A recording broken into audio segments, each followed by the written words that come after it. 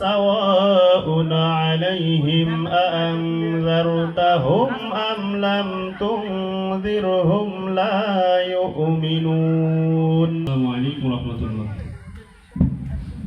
ধন্যবাদ সাথী বন্ধুগণ, এখন আমরা মূল পর্ব শুরু করতে যাচ্ছি। শুরু লগ্নে বক্তব্য শুনবেন আপনাদের জনপ্রিয় এক্স চেয়ারম্যান জামিল সাহেব, বক্তব্য শুনবেন আমাদের প্রিয় নেত্রী সুলতানা আপা।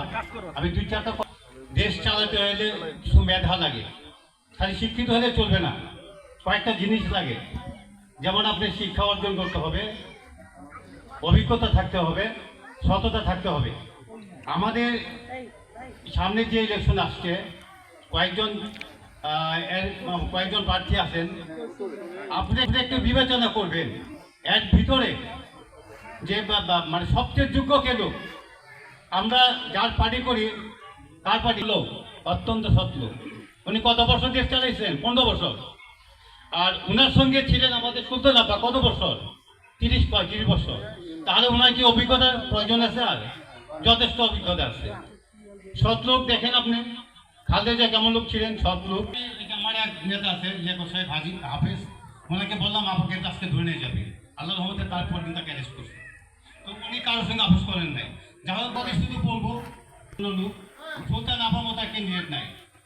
অতএব আপনারা সকলে যে যেখানে আছেন সেখানে তাকে সহযোগিতা করবেন, আর আল্লাহ কাছে দোয়া করবেন উনি যেন সামনে আমাদের দেশে অর্জন হবে, আমাদের দেশে সুনাম থাকবে। এখন বক্তব্য নিয়ে আসছেন লেখক হোসেন।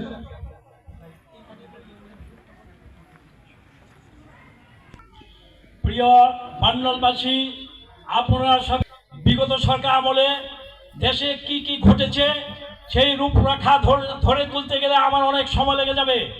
আমার পরে অনেক বিজ্ঞ নেতা নেত্রী আছেন, অনেক যোগ্যতা সম্পন্ন এবং দেশপ্রেমিক নীতিবান আদর্শবান নেতা নেত্রী আছেন, তারা কথা বলবেন। আপনারা সবাই সচেতন, দেশপ্রেমিক এবং নীতিবান এবং আদর্শবান নেতৃত্বের অভাবে দেশকে স্বয়ং সম্পূর্ণ করতে এক পর্বত অন্তরায় সৃষ্টি করছে।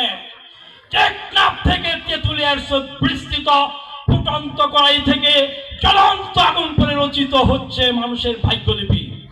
এই অবস্থা থেকে দেশকে ফিরিয়ে আনতে হবে সুষ্ঠু গণতান্ত্রিক ধারা এবং যোগ্যতা সম্পূর্ণ এর মধ্যে।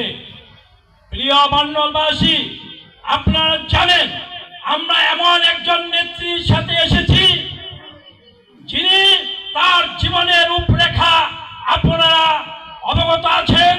সেই দেশ নেত্রী, আপসহীন নেত্রী বেগম খালেদা জিয়া, তাকে বিগত সরকার আমলে কত অত্যাচার নির্যাতন করেছেন, তাকে দেশ থেকে তাড়াই দিতে চেয়েছেন, দেশ থেকে জোরপূর্বক বের করতে দিতে চেয়েছেন, তার বাড়ির থেকে তাকে ঘাড় ধরে বের করেছেন, তিনি কাঁদতে কাঁদতে বের হয়েছেন।